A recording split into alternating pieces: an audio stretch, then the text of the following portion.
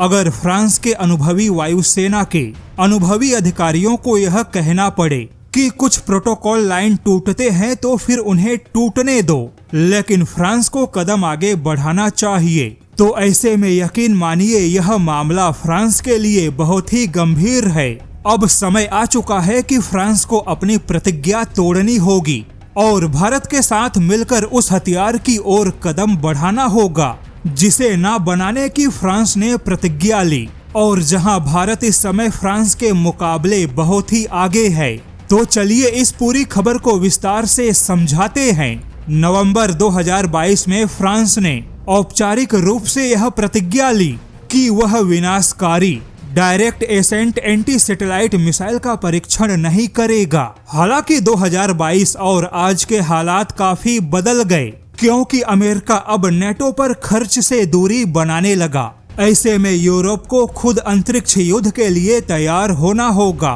लेकिन यहाँ पर खुद यूरोप के अंदर ही काफी मतभेद है, क्योंकि यूरोपियन स्पेस एजेंसी के जो 22 सदस्य देश हैं, उनमें से तो आधे से ज्यादा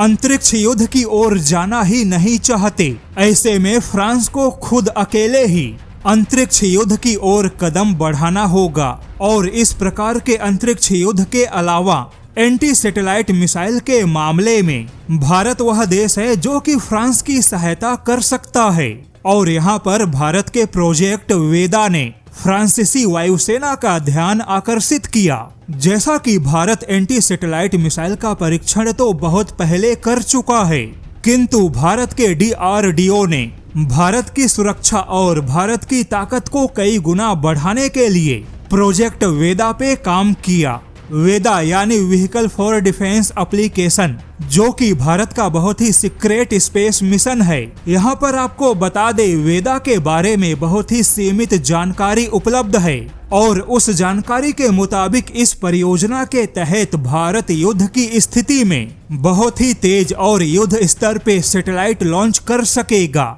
जैसे कि मान लीजिए किसी भी संभावित युद्ध में चीन ने भारत का कोई सैटेलाइट मार गिराया, या भारत के किसी भी सैटेलाइट को किसी भी प्रकार से नुकसान पहुंचाने में कामयाब हो गया, या भारत के पहले से ही लॉन्च किसी भी सैटेलाइट में कोई खराबी आ गई, तो भारत केवल कुछ घंटों में एक नया सैटेलाइट स्पेस में लॉन्च करके अपनी ताकत को मजबूत बना लेगा, और इसके लिए किसी फिक्स लॉन्चिंग पैड की आवश्यकता नहीं होगी, क्योंकि यह एक मोबाइल लॉन्चर है जिससे कि किसी भी खुले मैदान में किसी बड़े हाईवे या बड़े ट्रकों से भी भारत अपने सैटेलाइट को लॉन्च कर सकेगा। और यह प्रोजेक्ट वेदा पूरी तरह से सेना को समर्पित है। हालांकि अब यहाँ पर फ्रांस की वायुसेना ने बहुत ही स्पष्ट रूप से अपनी सरकार को सलाह दी है कि स्ट्रेटेजिक स्पेस मिशन में भारत के साथ फ्रांस को कदम आगे बढ़ाना चाहिए,